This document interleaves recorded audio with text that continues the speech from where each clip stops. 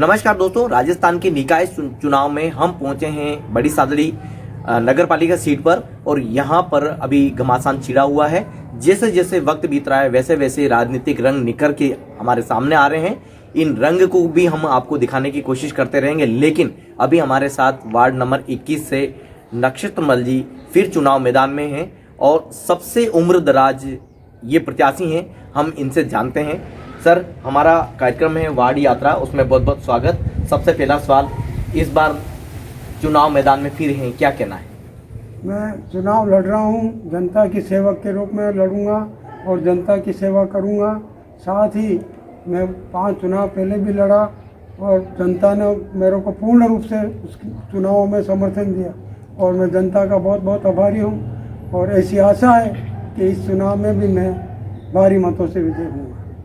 विधानसभा, लोकसभा जैसे बड़े चुनाव से भी वार्ड का चुनाव सबसे कठिन और बड़ा माना जाता है, क्या सोचते हैं आप?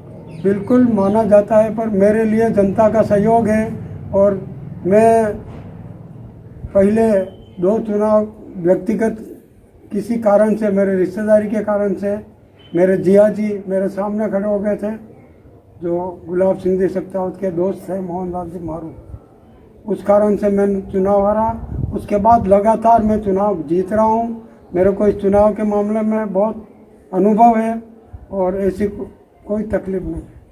सर, जिस तरह से हम देख रहे हैं, आपकी उम्र है 75 आप बता रहे हैं, उम्र के हिसाब से देखते हैं तो राजनीति में काफी कुछ बदलाव हुआ है। क्या सोचते हैं, वो राजनीति और आज की राजनीति? नहीं, बदलाव हुआ है, निश्चित हुआ है, पर मैं भी उसके साथ बदल गया हूँ। भारतीय जनता के परिवार के साथ बैठते हैं, उनकी बातों पर भी अपन ध्यान देते हैं और बूढ़े के आदमियों के साथ भी रहते हैं। इसलिए ऐसी कोई बात नहीं है, मैं तो बच्चों के साथ बच्चों जैसा बन जाता हूँ। देखिए, बच्चों के साथ बच्चे बन जाते हैं, युवा के साथ में युवा बन जाते हैं और बुजुर्ग के साथ में बुजुर्ग बन जाते हैं। ये नक्षत्र जी की खासियत है। कुछ बात आगे बढ़ाते हैं। सर, वार्ड की तरफ चलते हैं। अगर जीतते हैं, क्या प्राथमिकता इस बार वार्ड को रहने वाली? सबसे पहले जनता की सेवा और बड़ी साड़ी का विकास करना और रास्ते, नालियाँ, जो भी व्यवस्था होगी मैं पूरा करूँगा।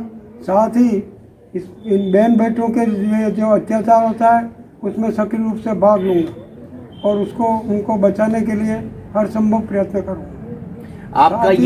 आपका इससे अर्थ ये है कि आत्मरक्षा के सेंटर खोले जाएंगे। दोस्तों, 1 साल पूर्व जब चुनाव हुए थे तो नगर निगम उदयपुर के लिए हमने ये सवाल किया था।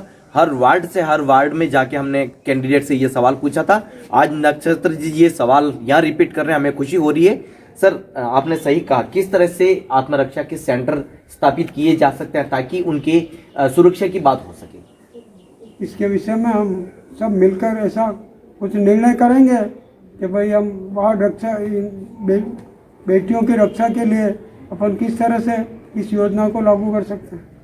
देखिए दोस्तों, बिजली, नाली, पानी ये एक बेसिक नीड होती है। इसको हर प्रत्याशी पूरा करने की कोशिश करता है अपने कार्यकाल में, लेकिन सबसे बड़ी बात आती है महिलाओं के लिए सुरक्षा के केंद्र खोलना, उनके लिए आत्मरक्षा सेंटर खोलना।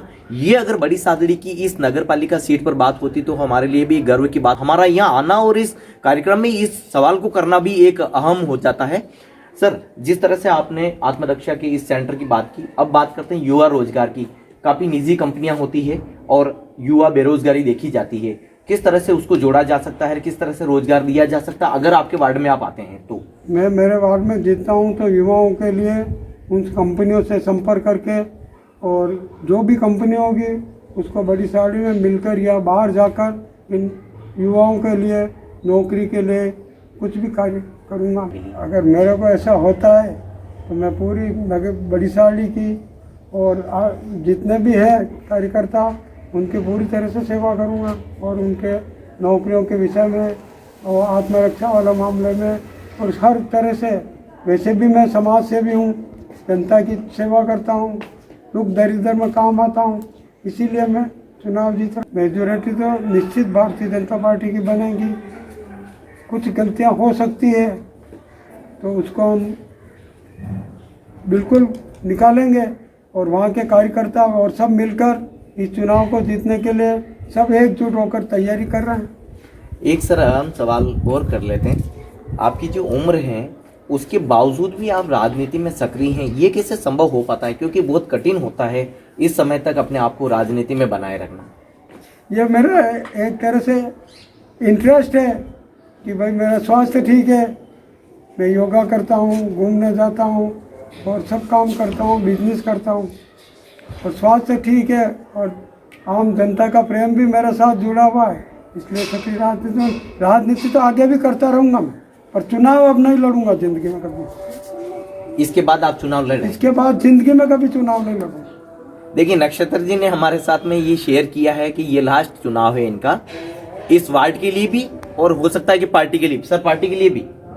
नहीं, पार्टी में अगर ऐसा कोई पद मिलता है तो वो ठीक है, नहीं तो कोई जरूरत नहीं। जिस तरह से राजनीति में समर्पण, त्याग आता है, आप क्यों ऐसा नहीं हुआ? कभी आपके मन में नहीं आया कि मुझे मिनिस्टर बनना चाहिए? आपके मन में नहीं आया कि मुझे कुछ और बनना चाहिए? सब बनना चाहिए, भावना तो ऊंची होती है और परिस्थितियों के अनुसार ढलना पड़ता है। क्योंकि आपने जनसंघ में सेवाएं दी, जनसंघ में सेवाएं दी, आपने राजनीति में हर मोड़ पर उसको सामना किया है।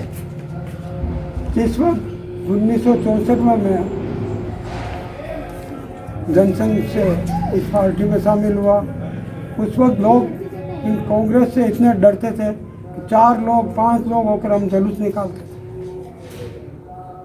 जैसे वो कार्यक्रम आया लाल चौक में झंडा फहराने का, उस वक्त भी ऐसी स्थिति थी, 10-15 आदमी जवाहर चौक में।